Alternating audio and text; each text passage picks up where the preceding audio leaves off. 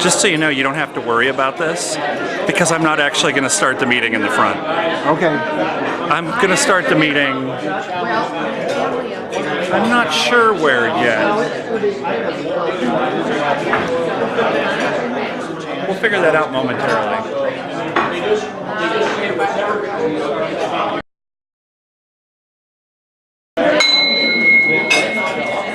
All right. Just because everyone's used to it, you stood up. You were the first one. You are the winner. You are the winner of the day. So you're going to sit with the bell. You're going to sit with the bell. And you're going to lead us off. All right, everyone. The four-way test. The things we say and do. Is it the truth? Is it fair to all concerned? Will it build goodwill and better friendships?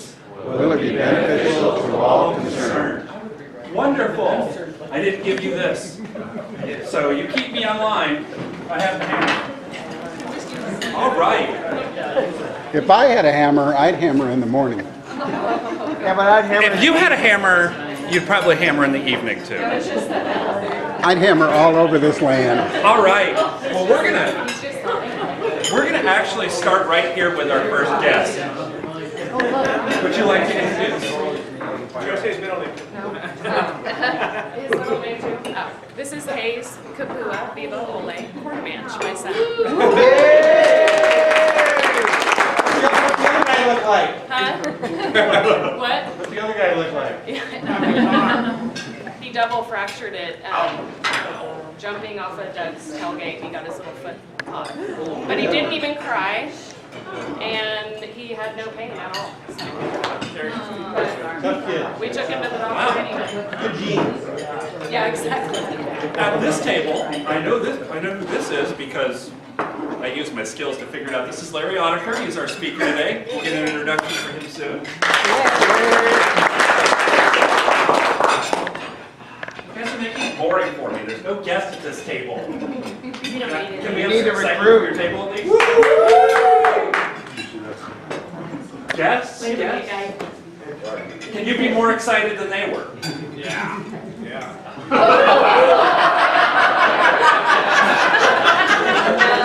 You know, oh, wow, we're just gonna let that go. Guests? Oh. Don't feel like a guest, but I'll say hi again. How much longer are you going to be a guest? Are we working on this? Yes, yes. Okay. I have to be a member of my previous club, which I re-upped. So we're in no rush, right. but I'm going to be here more than there. Excellent. All right. Excellent. All right. Now this table. There are no guests at this table, but please be more excited than them.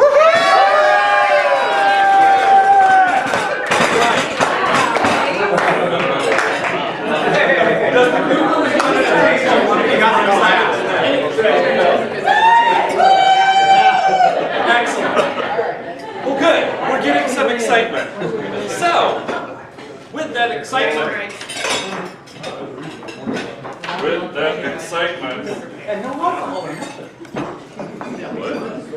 oh, come on. With that excitement. Yeah, there we go. So, Taste of the Holidays. Our lovely new flyer. Everyone. Updated. Toys for Tots. I've got you over there holding your food. I feel like I'm... Don't do that to me. No, it's okay. So, yeah, we've got, just think, 2 weeks from today, will be dark. Because the night before, we will have this amazing event. And Amazing. Amazing. Yeah, it's going to be absolutely amazing. We've got some excellent vendors, and it's so cool right now. But how many people have sold their tickets? Yeah. Woo! So how many people have money to give to Rachel? Already today. Oh, there she is. Oh, this is perfect. Rachel, come on up. Come on. Rachel! Using a government. Look, I sold my tickets. I can hear you guys from out there. Awesome. See, that's what we need to be known for. That was us. Yeah. So we would love if you can get your tickets sold as soon as you can, and hopefully by next week bring your money money in. The week after, you can bring them in at the event, but we really encourage you to bring them in prior to the event if you can, okay? And then another thing is Sign Up Genius. Howard sent that out, and it's all out there. We have lots of people signed up. We have a lot of slots to still fill. Parking. We've got the parking, and we're going to have somebody doing a sign out in front so that everybody knows that there's off-site parking. We would like all the Rotarians, all the members that are going to be there, everyone park off-site so that leaves enough room for the guests that are coming. Yes. Since we are going to be arriving earlier, when is your shuttle starting for us? 4 o'clock. 4 o'clock. I want to say that there's going Chris to be, has offered something. I'm trying to get a couple of volunteers together to help me around 4 o'clock, because we always seem to have some vendors and some Rotarians who just can't pull themselves out of the venue to park their car. So there might be some other Rotarians who go park your car over in the lot, take the shuttle back, so we can free up that parking spaces out there. But I need about 3 people to work with me to get a group of 4 to shuttle some of these cars and keep the lot clear. So help me out. So on that note, Rotarians, raise your hand if you can park in the satellite parking lot. Yay! And? Where is it? Okay, I didn't see that hand. I was a little worried there. And we'll have that shuttle bus, 2 of them, going back and forth. So And that's where is really the satellite parking? Little League Field behind the opposite side of the round town. There we are. Okay. 2 minutes. Everything? Oh, the raffle prize. Oh, the raffle. AJ, you went over to Hellsport yesterday. Raffle prize. How does it look? Pat Barron? It is, and I got some at the store too, so you're welcome to bring it here, or bring it to Uncle Bank, or drop it off at Hellsport. I'd love to see, start seeing them come in. I've gotten emails, so I think I see some things getting put together, but the sooner the better, so I can put those, because some of them are coming in piecemeal, like I might have to match it up with another raffle prize, so it'd be great to get a good idea of what we have, so I could come up with some good prizes. Do you offer shrink wrap services? What a great idea! You should do that. You're in charge of that committee. You're on the shrink wrap No, committee. I have something that needs to be shrunk wrapped.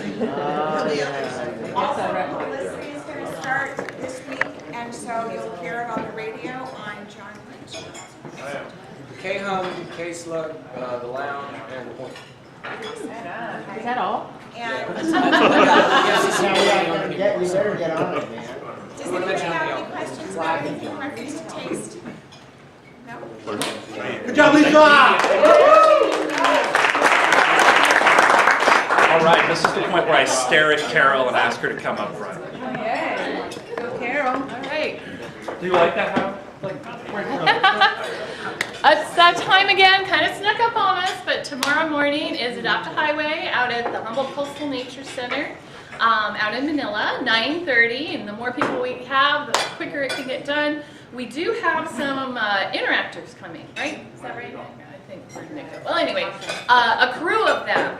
And what that means is you can be there to work with our younger incoming Rotarians, and community members are welcome as well. Larry's a community member, to help clean up the highway, and then drinks at Rita's. So I really could use some help, because a lot of the interactors, we need people who could drive and be part of their team, excuse me, and drop them off. So how many people would like to come out? I know I recruited one. Yay, Randy! All right. You have to be 16 to be on the highway. AJ, awesome. Yeah, all right, Tom. Oh, thank you so much. We can make it really quick and then have a quick lunch and refreshments over at Rita's for those who want to. You don't have to, but it's fun. So anyway, this will be our last one of the year, and it needs a little help out there, so we could do that, and we'll start again next year. Okay, don't run away, Carol. Can you stand right here about like this and make this? Here, stand just like this and put your hand out there. Like that? Turn, come on this way. All right. Now wait, I have a healing broken arm. Oh. All right, ready? See there's a healing broken Close, isn't it? All right. It's close. All right. Yes, I did get a chance to say thank you so much to everybody who helped make the Manila Community Resource Center a reality, and I especially wanted to thank Scott for being out there, How many of you were out there tearing down the drywall? And yes, several of you were. And Bob for helping get painting going and the window coverings. And Dan Johnson was really instrumental in making sure we got that thing knocked down, rebuilt. Mr. Frazier donating the cement, and also design air and heating. Donated the heating system. So we had it was long, I know it's way long in coming, but now it's happening. So we had a lovely little, thanks for those of you who came out for a little ribbon cut. So anyway, thanks for that, hanging in there with that club, so appreciate that. Thank So raise your hand if you were involved anyway in that SWAT project. Okay, that's a lot of people in the club. Now here's a great thing about SWAT. We're doing another one this year. Shorter one. We're going to do a shorter one. Now, here's the thing I'm going to say. This year. No way. This year, I just put out an email to a committee. We're going to have a SWAT project that will finish my presidential year. All right, we're going to close. So, that's the exciting part, the Bayside Community Hall. So, you're going to hear more about this, and we'll get a presentation put together and tell you exactly what we're going to do. But next time, actually next year, or at the end of my year, I'm going to say how many people were involved in the SWAT project this year. And what are we going to do? Everything. Okay, we got a few of the hands. You know, that sounded like a reaction from the back table. Let's get a front table reaction. What are we going to do at the end of the year when I ask who was involved in the SWAT project? There we go. That's what we're looking for. Hey, Mr. Sergeant at Arms. Wow, he just called me sir. That's exciting. That's his training, he can't help it. So, I put this announcement in for her because she asked me to. Oh, yeah. And I'm assuming that you can speak to this. I'm not a woman, but I can. Well, Try your best. I'm not actually going to touch that one. I'm just going to step over here. I can try. All right, so our Taekwondo Academy is doing periodically, a couple times a year, we do a women's self-defense course. Sarah teaches it with a few of our friends. Sarah is the highest ranking woman in our academy. She's an official instructor, and she is a badass. Oh my God, she's amazing. So this is taught by women, for women. There are no men around there. I know some academies do it where the man is holding a shield and you attack, but we want all women empowerment, and we want the full potential of them. So we do no men around, it's all women. All that stuff you learn is very effective and very useful. So it's easy to remember. They've been teaching it for a number of years, and we do it for free because we want the women of this community to be empowered and protected. You can come in, let us know about it. You can let Sarah or I know about it. It's November 10th from 1 to 3, probably. Maybe 2:30, depending on the amount of people there. You get a chance to line up, do some drills, do it all. Use your voice, which is the most important thing, and recognize dangers. We definitely focus on the actual physical part of the self-defense because we think that that's the most important part. I think that's it, right? Perfect. It's at Sunny's Academy on 1225 Gentoli, or 1215 Gentoli Lane. Gentoli and 299. Give that academy a call, leave a message, or Sarah and I, and we will sign you up. And he'll be sitting at the front all day. Yeah. Let's call it all day, sure. All day. Additional announcements. I just wanted to share with you that the annual Roshni benefit is happening November 10th, right after this, at 3 o'clock at the D Street Community Center. What's her name? Princess. I love that you're looking at me for this. Cebu. Oh, Cebu. I don't know if she was scheduled to speak, but I don't know if she's going to be here after all because her husband is ill. She was going to be here too, but Cebu, yeah. But they raise money for projects in Pakistan, and it's a really neat event if you've never gone to it. Great music, great food, and I have the information here. I'll just leave it up there wherever. If you want to know more, I've got it. It's next, on the 10th at 3 o'clock. Tomorrow is the last, possibly ever, football game at HSU. Oh, wow. So if you have no plans for lunch, come visit the crew team doing their last ever concession stand and watch I think the Marching Lumberjacks are doing their 50th anniversary celebration. Yeah. Well, actually, why don't you get McKinney, Steve, and John? Who else? Anyway, I was just gonna say, if you are or have been a marching lumberjack, would you like It's only John and I and Rebecca, I think. would you like to come up? Yeah. Would you like to? Afterwards, we'll report next Friday. No, but wait, are you guys performing at 12:30 or what? Well, we're gonna do a pregame show and a halftime show, So and they'll be, pregame at 12:30 and then a halftime show. yes, so we're Is gonna that do pregame and halftime. They'll be, we have 230 people who have already registered and paid for our reunion. It's gonna be a huge band. It's gonna be awesome, so We were it at Redwood is, Curtain last night, and I think there were 100 of us, so. and that was just people who came in early. No, it was It was awesome. loud. It was loud. It was fun to play. We play a lot of music. So, Are you sitting on the covered side or the home side? Covered side. Covered side. Yeah. to put one of I'm you on the assuming. spot for next Friday. Yeah, we can do a report next week. John's hangover will last more than a week. Excellent. Excellent. So next week, you're on the spot. Okay. Announcement? We'll put Rebecca on. 2.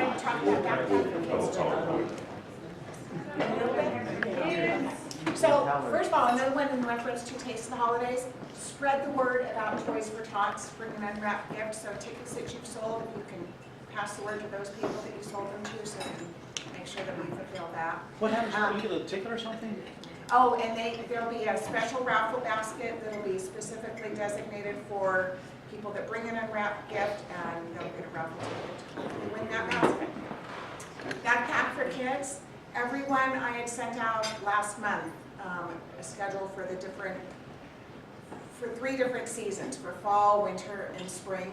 And everyone in our club was on that list, and the object was so that you would sign up for Backpack for Kids to do something, either packing, delivering, picking up. Andreas is right here, and he signed up, he's not scheduled until winter, but he is signed up for fall to pick up every Thursday, except December 15th. Everyone, I'm going to send it out again, and if everyone could look at that and sign up, that would just be really helpful. It's a great program. You heard from Carrie last week, and we just would really like to encourage everyone. And Andres, you need a big flatbed and a forklift and stuff to pick up, right? No, you can put it in your car. It's when we come to Rotary, we feel really great about spending the time and hearing the good things that we do, and we leave feeling wonderful. But it's 10 minutes. Add 10 minutes to the time that you're here at this meeting to go and fill those bags. You don't just leave feeling good that Rotary is doing something great. You just made it so that a kid who was already determined to not have food over the weekend now has food over the weekend. 10 minutes.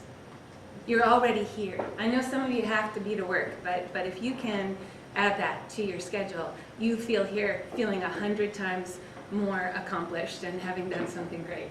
So be part of it. And delivery doesn't even take you, 20 minutes at the most, and we don't have Jacoby Creek anymore, but we do have Arcata Elementary, Trillium, and Pacific Union, and that's just like a little weave, and you go off to which one, it does not take long at all.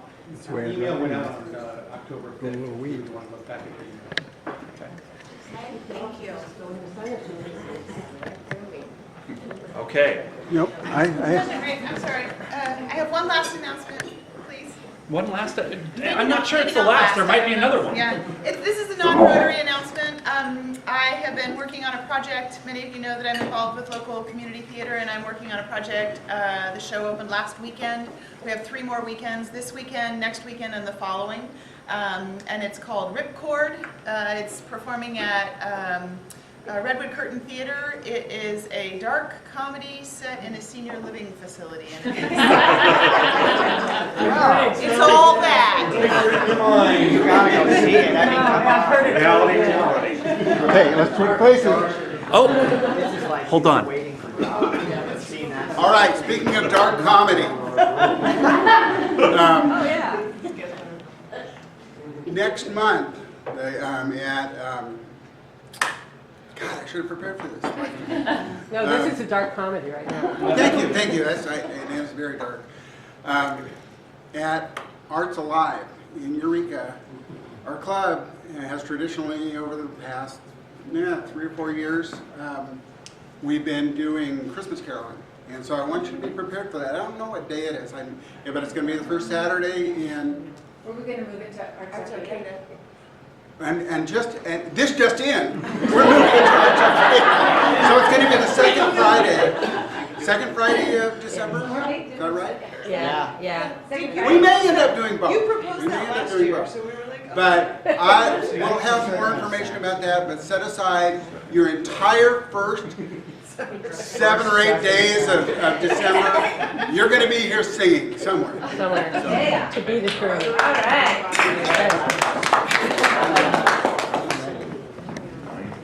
okay. That was so. Got it. You broke it. Or maybe I did. I was going to say one of us did. All right. Now for my announcement here. You have some explaining. You have a lot of explaining. So why don't you just come on up, Finn? Yeah. And we're just going to start. We're going to start with the explaining here because I think this is probably the easiest to explain. Yeah. Oh, Rockfish.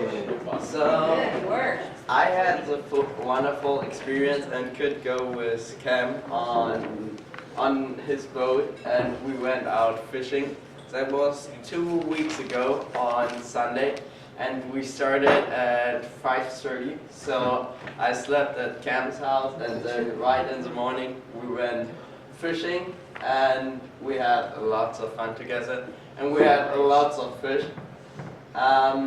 Yeah, you can see under these black gray ones are more red ones, so we had nearly our license completely full, and there I catch like 3 fishes once. That was pretty crazy.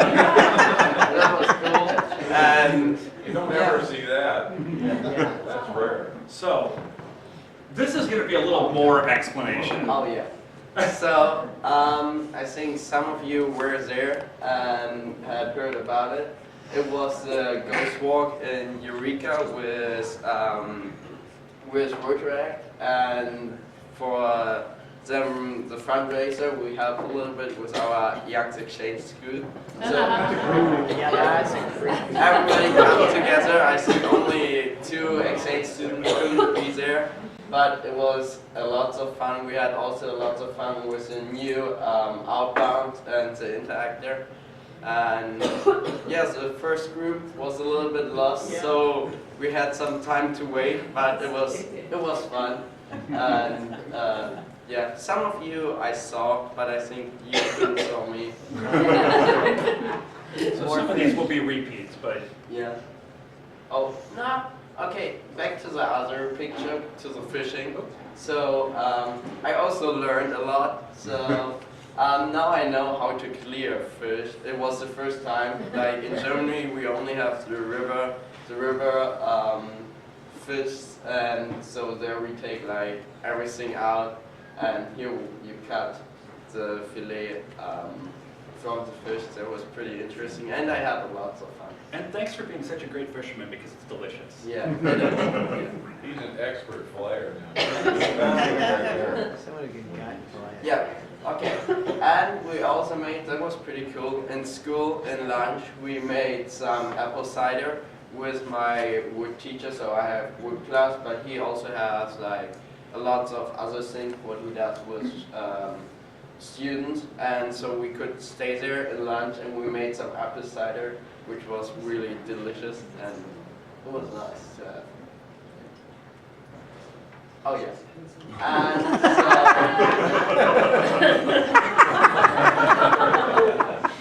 on Wednesday was Halloween, and first I think the pumpkin we carved on Thursday already, And yeah, Jen and I love surfing, so the wave is still there.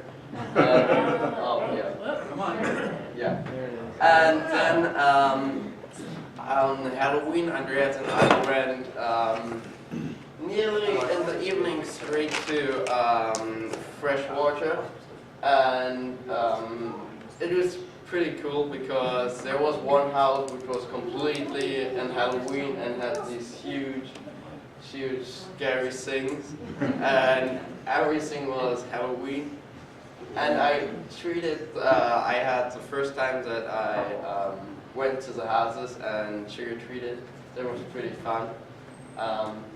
Yeah, and then I had the wonderful experience to, they have a fire catapult, so it's a little bit different than a fire catapult. What is it, Andreas? Trebuchet. Yeah, that's it. And I had the experience to pull the line so the fireball flew through the air. And there I have a short video where you can see it. Yes, sure. There's a short video. We're going to get that up right now. There we go. We can see it. Oh, come on. Do this for me. All right, we're going to try this. Just be patient with this guy. Keep talking. Just keep talking. You're doing great. Yeah, and then the rest of the week I had school.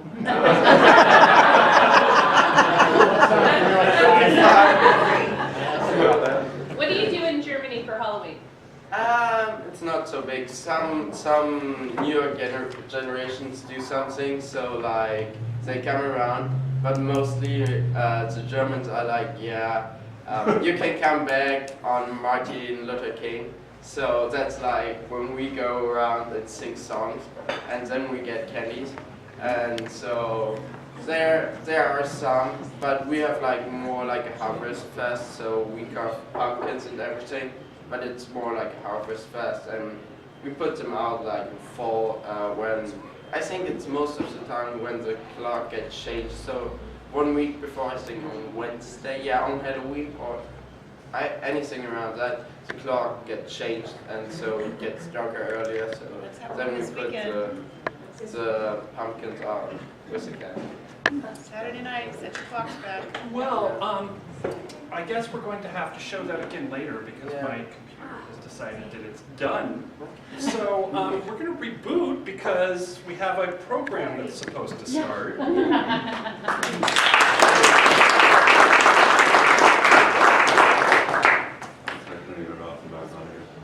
Yeah, I think we're about there.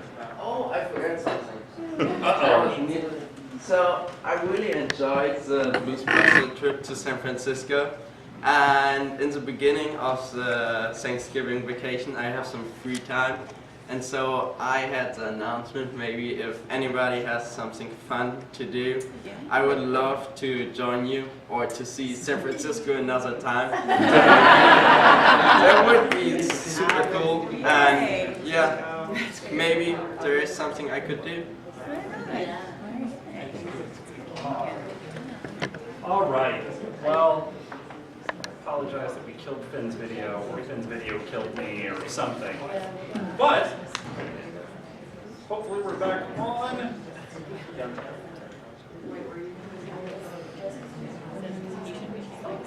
not what I want. All right. Anyway, hey, would you like to introduce Larry for me while I continue to fix things? Of course.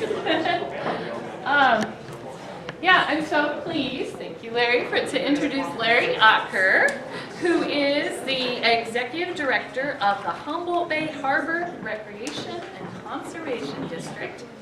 The Harbor District manages the development of the Humboldt Bay below the high tide line, as well as protecting the natural resources here and other areas as well. And as many of you know, Larry was a long time director of Community development. Community development for the city of Arcata. And I really appreciated getting to know Larry many years ago. He actually served on the Friends of Dunes Board of Directors. And he's a nearby neighbor and fellow person who lives right on the shores of Humboldt Bay and really appreciates it. So please welcome Larry Oetker.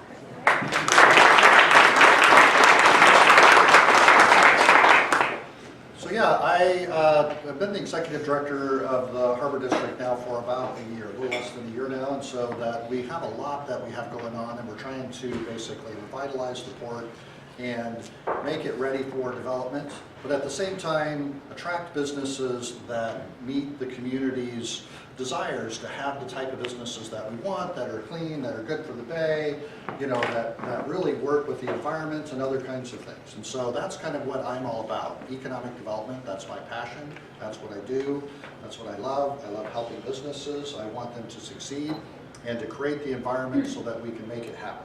And so the bottom line is, I constantly hear how bad Humboldt County is, how we can never do anything, how we're the worst, you know, our kids are all moving away. I'm here to tell you that we're open for business. This is the right time, the right place. Humboldt Bay is amazing. And we're going to have economic revitalization that'll be at the scale of Humboldt, not a boom and bust type of environment, slow and steady. That's what we're looking for. And so I'm just going to kind of go through these just really quick. The entrance to the bay, you know, is 48 feet, 38 feet in the main channels. We go down to 26 feet down to Fields Landing. You know, we have all these different shipping terminals, but the problem is we need to create a 21st century port. What I mean by that is all of our docks are basically wood. They were designed for the wood chips or logs going out. They're rotting, they're deteriorating, they're falling apart. We need to do some serious reinvestment in our port infrastructure if we're going to maintain our dock facilities. Cruise ships. We had our first cruise ship in a while that was here in May. We've got another one confirmed for next year. We're working with Eureka and the county primarily to kind of attract cruise ships to come in. It's just one of the things to get more numbers of ships to come into the port. So what this is basically the pulp mill. When we took over the old pulp mill, there was no jobs. It was totally shut down. Now we have 18 tenants. There's 64 living wage jobs that we have out there, another 24 part-time jobs. It's bringing in $650,000 of income to the Harbor District. We put a 730,000 kilowatt PV system, and right now it's the biggest one in Humboldt County. It supplies all the electricity for every Harbor District meter from our Fields Landing, Woodley Island, and here. So we're probably at about 60–80% full. This is the pulp mill. What we like to do is kind of a marine research and innovation center where we're looking at public cargo docks and other types of things. Energy, we think there's lots of energy infrastructure out there. You know, there's this big building that you see out there. That's basically a 17-story building that's out there. We would love to get that revitalized. One of the things, I'm just going to sidetrack a little bit. You may know there's a fiber optic line that's going down 299, that all the right-of-way and everything. Well, we have an exclusive right to negotiate with another firm that wants to put in fiber optic lines from Asia. And what will happen is they will land basically at the pulp mill. And so they probably put between 4 and 6 new fiber optic lines that'll be a direct connection to Asia and come right to the old pulp mill, and then it will directly go out to the new fiber optic lines that are going out 299. This is a great opportunity for us with tech and other industries, because we always say that we need redundancy and all these other things. This is a true direct connection from Asia right there, right at the hub. So the offshore wind energy, basically the Bureau of Offshore Energy Management, I think it was last Friday, they released basically leases, and there's only 2 of them in the whole West Coast that they released. One of them is off the shore of Humboldt Bay, so they're basically looking for comments and lease proposals. The Redwood Coast Energy Authority submitted a proposal along with Principal Power to do new offshore wind energy that would go 30 miles offshore. And so here's what we're talking about, is creating port infrastructure in Humboldt Bay. Humboldt Bay is uniquely situated. There was studies that were done through the whole United States, and Humboldt Bay is the primary location for a whole host of reasons. One of them is there's no bridges. These things, when they go out the port, are so large you couldn't get them underneath the Golden Gate Bridge. You You go to Coos Bay, you go to all the other bays, Humboldt Bay is uniquely situated for the wind energy development in the entire West Coast. And so, you know, offshore wind energy, there's 14,000 direct job potentials. This is a huge thing that's going in. In addition to some of the onshore wind development, this is what they're talking about, what went out of Portugal. On the top of that thing, just to give you a scale, that's like the size of a helipad that would fit right on the very, very top of this. When you look at the wingspans, just one wing is like a 747 jet, just one of the wings. That's how big these are. And so you can't just take these out of any port. So when they do those, they're entirely floating because we're in deep water. It's really deep out there. You can't use the oil platform places, and so it's uniquely situated for Humboldt Bay. What we want to do is to try to get offshore wind and then to have an assembly and an installation area in Humboldt. And then what we would be able to do is we'd be the hub, highly trained workforce that would be able to go to all offshore wind energy, whether it's Morro Bay, Coos Bay, other places, as it begins to develop off of the West Coast. This would be the hub where the assembly would go, and they would bring them in and out of Humboldt, and then they would barge them to the locations. And when they need repaired, the trained workforce would be here, and they would go out to those locations. In New Bedford, Massachusetts, they just built a new one off of Nantucket. They just did offshore wind. They just built a whole new wind energy terminal to supply the wind energy. It's the only one on the East Coast, and we want to be the one on the West Coast, and we're strategically staged to do that right now. So marine research, we want to basically make this into a research facility with classrooms, labs, and other kinds of things that we'd like to do at the Small Peninsula. Again, there's over 1,000 acres of undeveloped land that are out there that were formerly industrial. There's plenty of space out there to do these things. Aquaculture. So with aquaculture, we've been doing a lot of work with aquaculture. And so basically we established this, what we call a pre-permitting program. I used to run the planning department in Arcata. I worked with a lot of you guys, and you guys thought that it was hard to get a permit in Arcata. Try to get a permit in the middle of the bay to do an edible research. It's almost impossible. It's extremely, extremely difficult to do. You're a small person, they tell you got to get permits, it's a couple $100,000, and we might give you a permit at the end. You just can't pull it off if you're a small independent business. So basically the traditional process is the shellfish grower would go to all these different agencies and ask them to get a permit, right? Basically what we did is we completely reversed it, and we said, okay, what if the Harbor District got all the permits, and then the shellfish grower just had to go to the Harbor District, right? What a concept. What if we went through all of the obstacles and got all the permission from everybody, and then all they had to do is submit a report to us, and then we could issue the report. So that's what we did. So basically, we broke it into 2 phases, and now we have these 3 areas that are off of the Small Peninsula, which is 21 acres, and they can do these flupsies and longlines in those acres, in those areas right now. So we currently have 2 leases, and again, one of the leases, so what do these look like? This is what they look like on the inside of the docks. You can still have shipping. This is right off of the pulp mill right now. That's what's out there right now on the inside of the dock, between the dock and the shore. And so these are highly skilled HSU graduates. These are jobs that you have to know chemistry, you have to know biology. These are really tough and good jobs for people. A lot of infrastructure. And so we have basically room pre-permitted for about 6 of these operations. The board just approved the 2nd lease for these to Coast Seafood, which is going to bring in another $45,000 a year into the Harbor District. We need the revenue in order to support these things. So then the second is to do the exact same thing, but to do it in basically Arcata Bay in the traditional, what everybody thinks of as the oysters. And so we've got an environmental impact report that we're just about ready to circulate right now, where we'll be releasing those, and those will be 5 areas, and I think we've been working with approximately 20 different businesses, shellfish growers, to basically expand into our Arcata Bay and to do very, very limited oyster. All of these are strategically designed so they're not in any eelgrass beds. They're all away from it. These are basically the best locations that you can get to. Of course, there's opposition. There's always opposition. There's no perfect sites. So the next thing, what we're looking with aquaculture is basically upland aquaculture.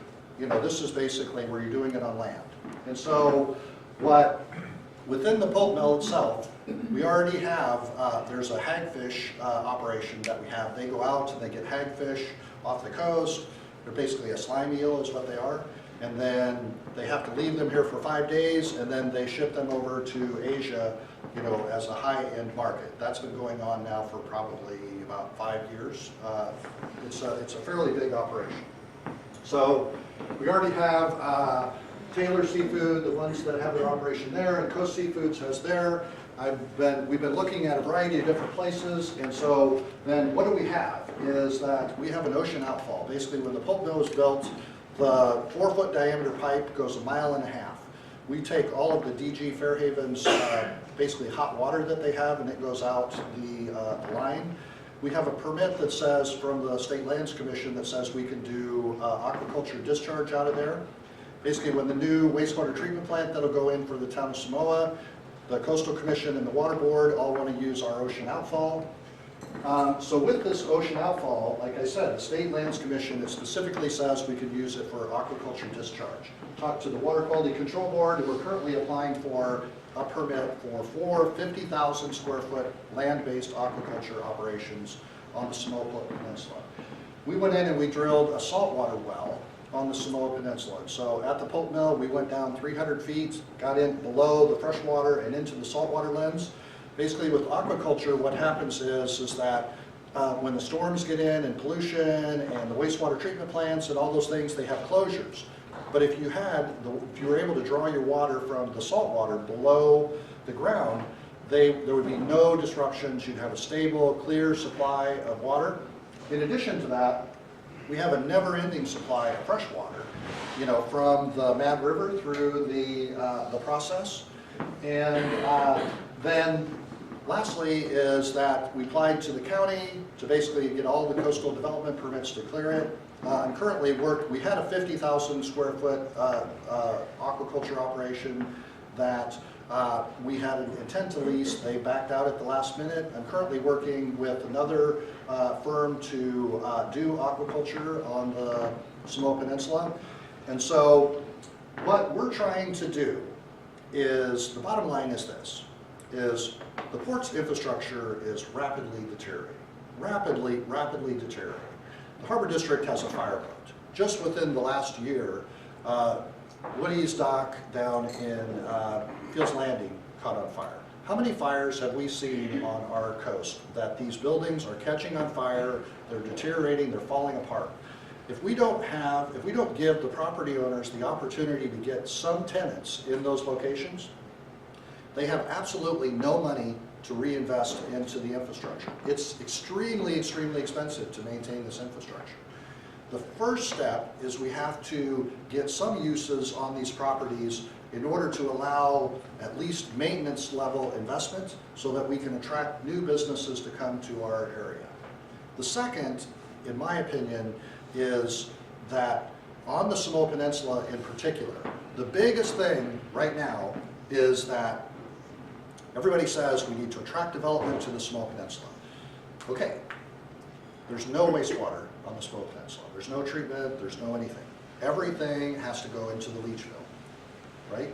Basically a septic system. Industrial is absolutely the worst to do for a septic system because there's potential contamination and other kinds of things. The Water Board has put a moratorium on all new septic systems on the Samoa Peninsula. In effect, what it means is that even if I had a new company that came here and they wanted to build a wind turbine and they didn't even want to build a building, I still have to have bathrooms to support those employees. If you're going to do anything on the Samoa Peninsula, I don't care where you're at, you have to have restrooms. You have to. So right now, what is happening is the town of Samoa has an approved wastewater treatment plant with the Coastal Commission. It's already approved with the town of Samoa. The Water Board is doing an environmental impact report right now for the Fairhaven, the town of Fairhaven, and that they're proposed to give them a grant to get them off of the septic system. Worked with the Coastal Commission and the Water Quality Control Board to basically say, why do we want 2 wastewater treatment plants on the Samoa Peninsula? Why not 1 wastewater treatment plant? And then put a line all the way from Fairhaven down the middle of the Samoa Peninsula and have the treatment plant at the town of Samoa where Danco is building theirs. What that would mean is we would have wastewater services through the entire Samoa Peninsula, right down the middle of all that industrial land that's sitting vacant right now. We already have huge water supply that goes all the way down the line. And so the 2 main factors for why we're not developing in the Samoa Peninsula is 2 things. Number 1, we don't have the wastewater. Number 2, the county's zoning is atrocious. It's just atrocious. It's not the Coastal Commission. It is the county's zoning is atrocious and is job killing and has been for at least as long as they did it. Just as an example and in conclusion on how bad it is out there, is that if you have a principally permitted use, normally that means that you just say, hey, okay, do I comply with the rules, and then I move on. On the Samoa Peninsula is that there's no such thing as principally permitted. It says principally permitted, but you still require a hearing for everything. And so it has to go to the Planning Commission. That means 2 to 4 months for every use that wants to move into the Samoa Peninsula, every use. So last week we had a hearing before the Planning Commission where we're trying to get pre-approved for some uses so we can really streamline the process and get some businesses going. Anyway, I want to end it there. I'm extremely optimistic. There's a lot of work that has to be done. We could do this, but it's going to take us all working together.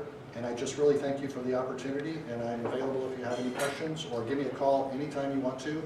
I love this community, and I want to see it succeed so that my kids and your kids and you all can be successful. Thank you very much.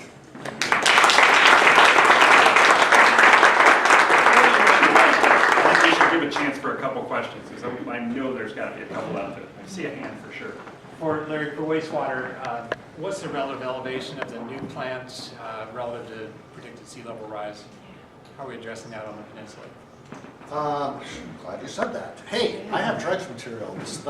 One thing I didn't say is dredge. Dredge is basically, with the town of Samoa, they're required to raise it 3 feet above the 100-year sea level rise, plus an additional 3 feet above the 2100's projected sea level rise for any potential tsunami. So it will be raised about 7 feet, and that's where I want to put my dredge material. Any other questions? I have a question.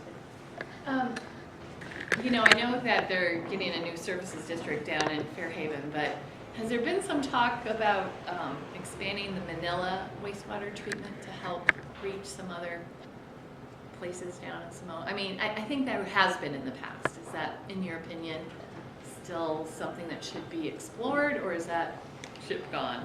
I think they explored that in the beginning, because there is a brand new, basically the fire district, they had a vote, I think it was last year, and they formed a community service district. And so now what used to be the fire protection district is going to be a community service district, and they're the ones that are going to be running the wastewater treatment plant.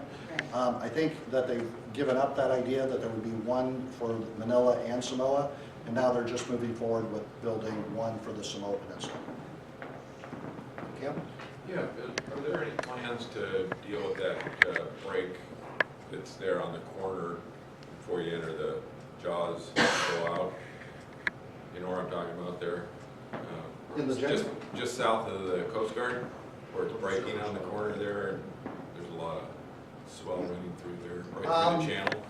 You know, unofficially, I've been working with the with the Army Corps of Engineers. I believe I know what you're talking about. So with the Army Corps of Engineers, our jetties, what's one of the most prominent features in Humboldt besides the redwoods? The jetties. A lot of people go out to the jetty. It's a beautiful place. But geez, you try to walk out there, it's all eroded and everything.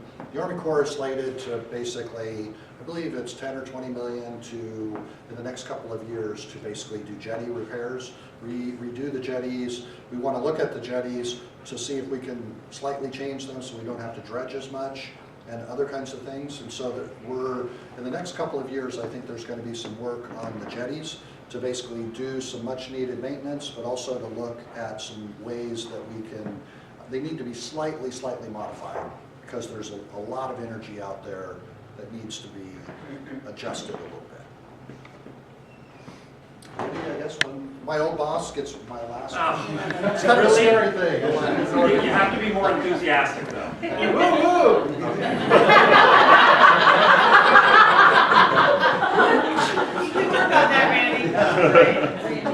So the Army Corps dredges the channels, correct? So what's the district's plan to dredge inside? Because I know the district had its own dredge at some point. Are you still have your own dredge, or are you going to contract that? Or? Well, you got a couple of options. No, the short answer is when I came on board and it's not just me, is that in the last couple of months, really concentrate on working with all the different agencies, Army Corps, Water Quality Control Board, EPA, and we got permits. And so I got the permits to dredge Woodley Island and Fields Landing Boatyard in the last couple of months. We went out to bid, and unfortunately, we got into contract hell. The contracts protested the vote. We went out to bid a second time. The contracts got protested again, and so we weren't able to dredge this particular year. And so I want to fire up our dredge that we own. But right now, we can't get the permits because of longfin smelt. But we just 2 weeks ago, we purchased a piece of property in King Salmon, and we're going to be mitigating for eelgrass and longfin smelt on those areas, and that should be able to get us the permit. When I say we got a permit, I didn't apply for a 1-year permit, I applied for a 10-year permit, and so I got a 10-year permit so that we have a permit so that we can dredge for the next 10 years consistently, but I need to modify it to use the cutter head suction dredge. Well, thank you. We've made a donation to the Wheelchair Foundation in your name. Oh, thank you. So thank you for speaking.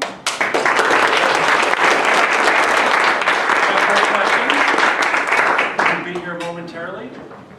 No further ado, raffle. Woo woo! See, one table here is excited. I was going to say, was that Shannon? We'll let Shannon pay. She's all fired up.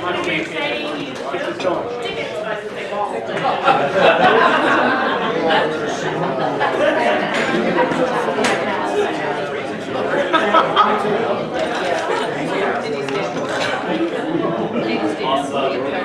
We didn't take it. 481614. Wait.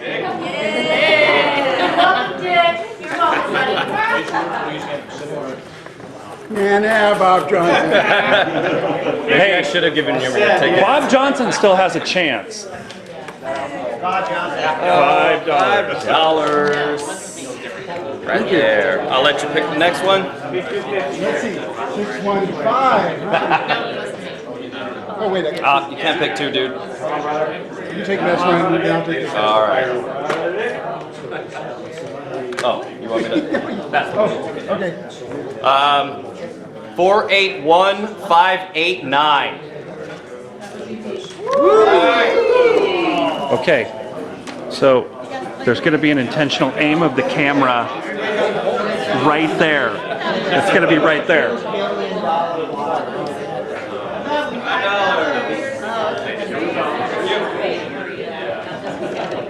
$50 next week. Before we adjourn the meeting, just so you see, I'm going to hand you this and let you ring the bell because you're the Rotarian of the Week.